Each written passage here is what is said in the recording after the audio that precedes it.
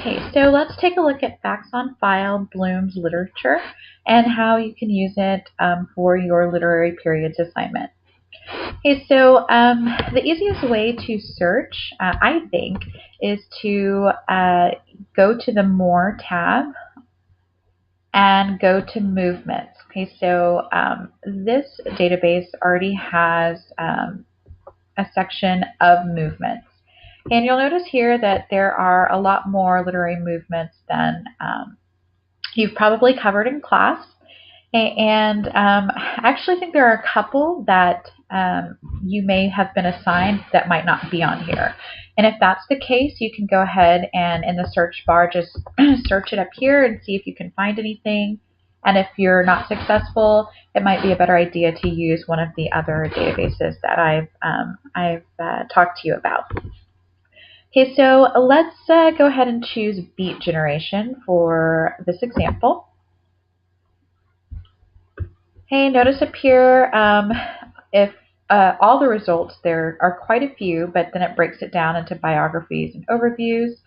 Okay, the default tab is topics and themes, and that's where you want to be. If you notice, the first three just say Beat Generation, and you can tell that they are dictionary and encyclopedia entries, which may be good. If you look down to this fourth one, it says Beat Generation in Post-War American Literature. So that might be good. So I'm going to go ahead and open that up. And I can kind of scan and see if I go down further, it gives me a list of authors who were popular during that time. Okay, and this might be helpful too as you start thinking about which poems you want to use for your compare-contrast essay. Okay, so let's say that this is something that you want to use for your assignment. This is the only database that is not integrated with Google that I've talked to you about for this assignment. So unfortunately, you can't save it directly to your Google Drive, but so that you can access it later, you can email it to yourself. So if you just click the email link, you can put your email address there and it will email it to you so that you can access it easily later. It also has the citation link, which is right down here. It doesn't say it, but this is also in ML8 format, which is what you need.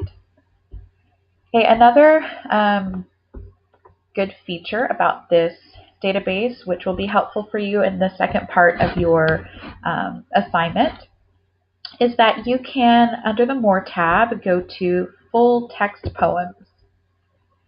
Okay, and this is a list of authors that it gives you full text poems for. So let's see, Emily Bronte. Okay, these are all the poems that they will give you the full text poem, and it also gives you the citation for those as well.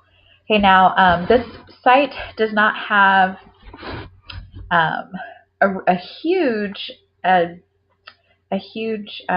list of poems that it has. There are quite a few, but it is kind of limited. But I'll show you another database that would be good for that. But there are some things here, some poems and poets here that you would be able to use for your assignment. Okay, so if you have any questions about using Bloom's Literature, just let me know, and I'd be happy to help.